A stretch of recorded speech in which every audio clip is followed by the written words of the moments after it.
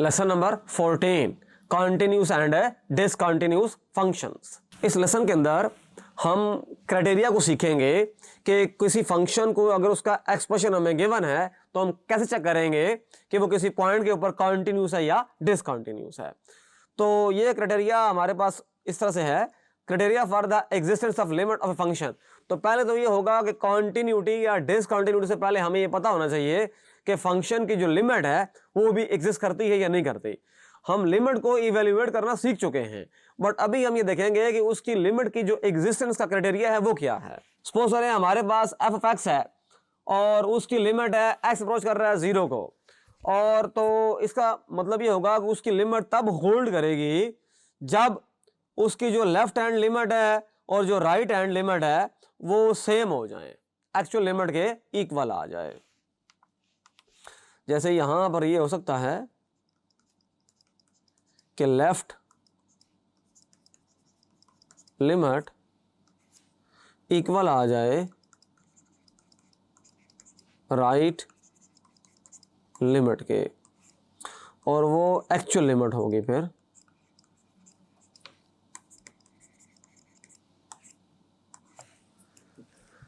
Left limit की जो value है फाइनाइट होगी, राइट लिमिट की जो वैल्यू है वो भी फाइनाइट होना चाहिए, और वो दोनों आपस में इक्वल भी होने चाहिए, तब लिमिट की वैल्यू एग्जिस्ट करेगी।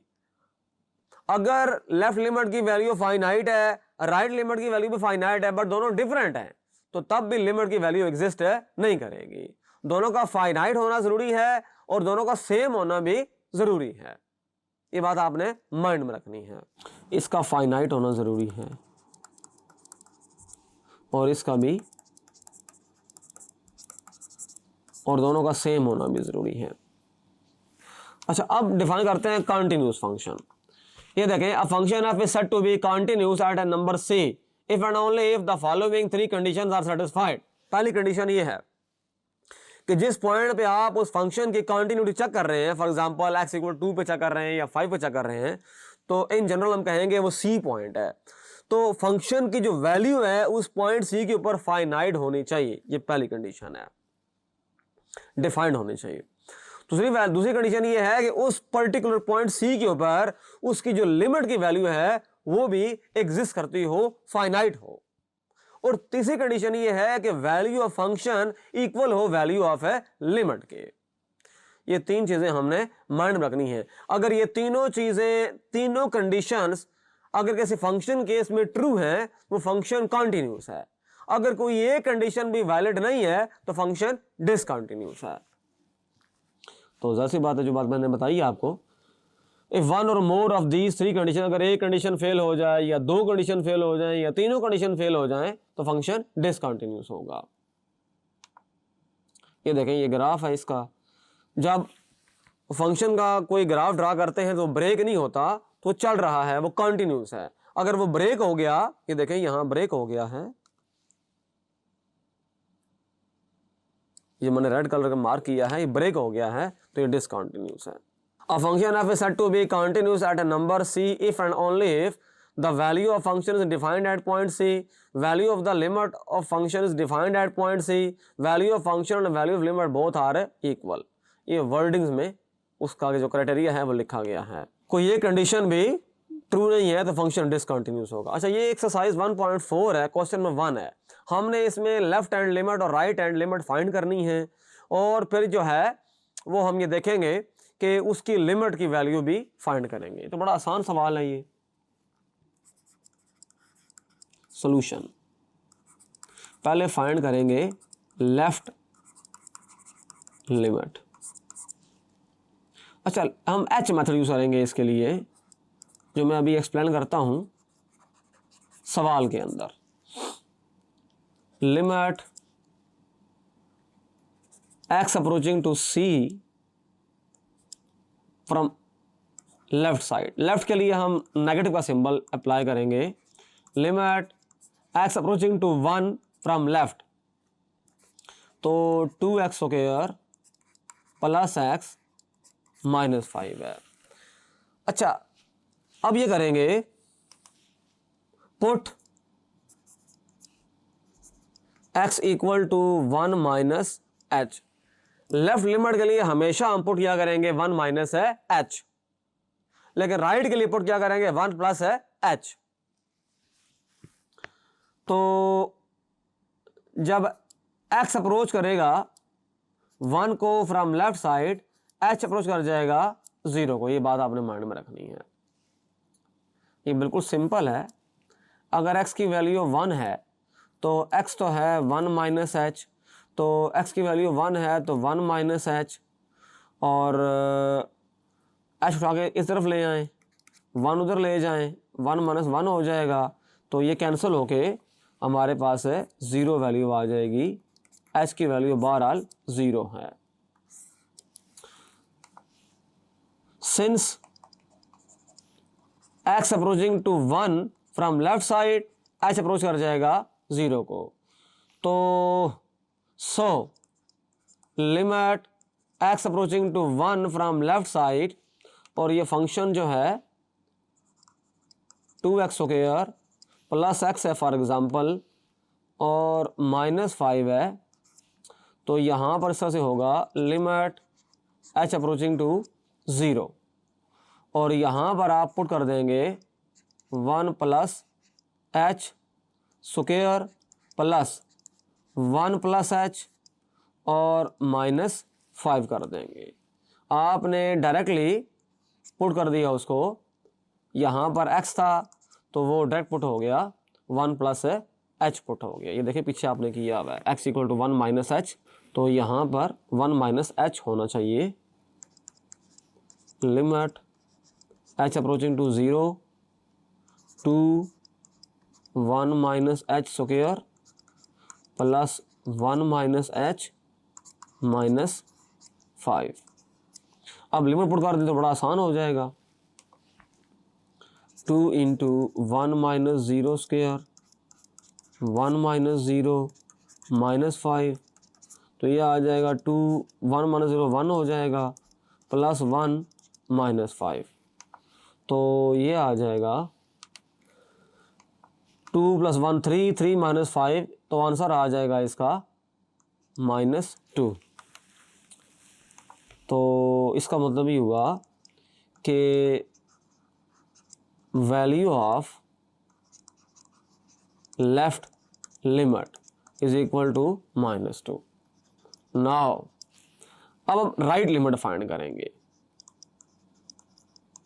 Right limit, put x is equal to 1 plus h. जब x अप्रोच करेगा 1 को from right side, h approach करेगा 0 को। बड़ा सिंपल है, x आपने पुट किया 1 प्लस एच, जब x की वैल्यू 1 होगी तो 1 is equal to 1 plus h हो जाएगा, और 1 माइनस 1 एच आ जाएगा, ये 0 आ जाएगा। तो this implies limit x approaching to 1 from right side f of x is equal to limit x approaching to 1 from right side, f जगह पुट करेंगे उसके फंक्शन का जो एक्सप्रेशन है 2x square plus x minus 5, तो यहाँ put कर देंगे लिमिट h अप्रोचिंग टू 0। यहाँ देखें c कहते हैं बेशक आप इसमें, ये अंडरस्टूड बात है, c के बारे में काम कर रहे हैं, c को राइट साइड से। अच्छा जी, तो यहाँ पर क्या होगा, तो 2 into 1 plus H square 1 plus H minus 5 हो जाएगा। तो पुट कर दें limit 2 into 1 plus 0 square 1 plus 0 minus 5, तो ये आ जाएगा, अच्छा ये हो जाएगा 1, तो 2 प्लस 1 माइनस 5, तो ये अगेन आंसर आ गया -2। This implies value of right limit -2. This implies limit x approaching to 1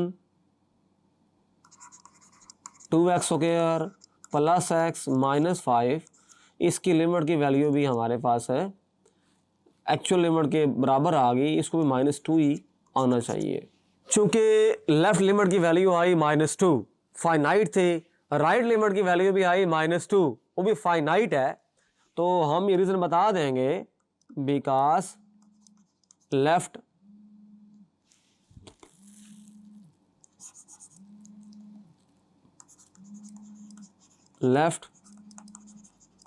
limit right limit, तो ये ट्रू है, तो इसका मतलब ये हुआ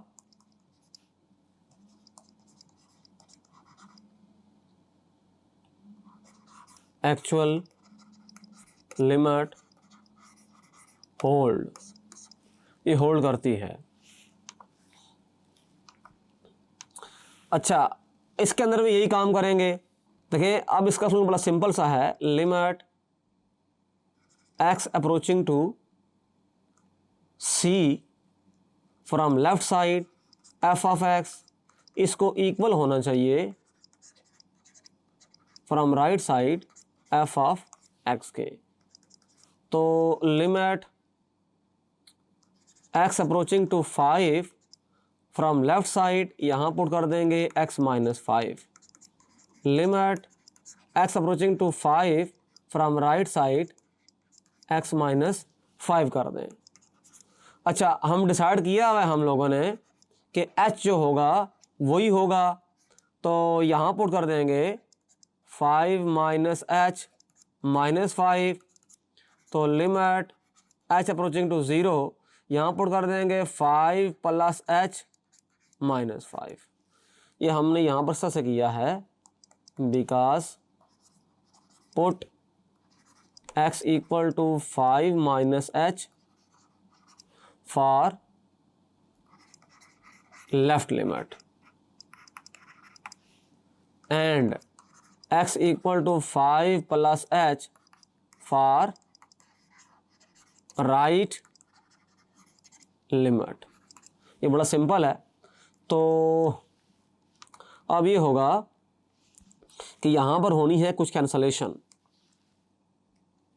ये देखें, ये कैंसिल हो गया, ये इसके साथ कैंसिल हो गया, तो यहाँ से आ गया लिमिट h अप्रोचिंग टू 0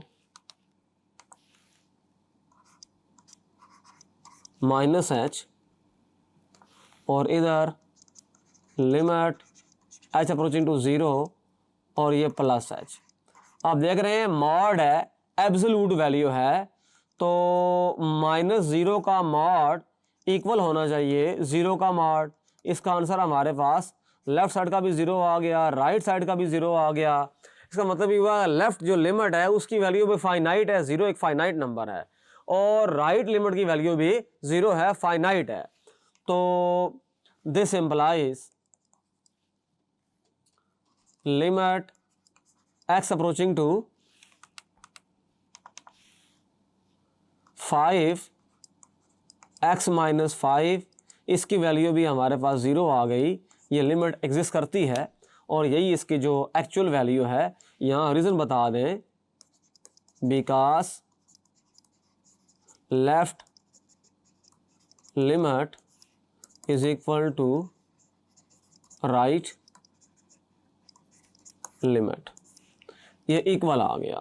तो इस लेसन में हमने ये बात सीखी कि किसी भी फंक्शन की लिमिट की वैल्यू को कैलकुलेट करने के लिए और उसको चेक करने के लिए कि उसकी वैल्यू ऑफ लिमिट एग्जिस्ट करती है या नहीं करती, हमने लेफ्ट हैंड लिमिट को कैलकुलेट करना होता है, राइट हैंड लिमिट को कैलकुलेट करना होता है। अगर उन दोनों की वैल्यू फाइनाइट हैं और वो इक्वल भी हैं, तब जो है एक्चुअल लिमिट है होल्ड करेगी। Thank you.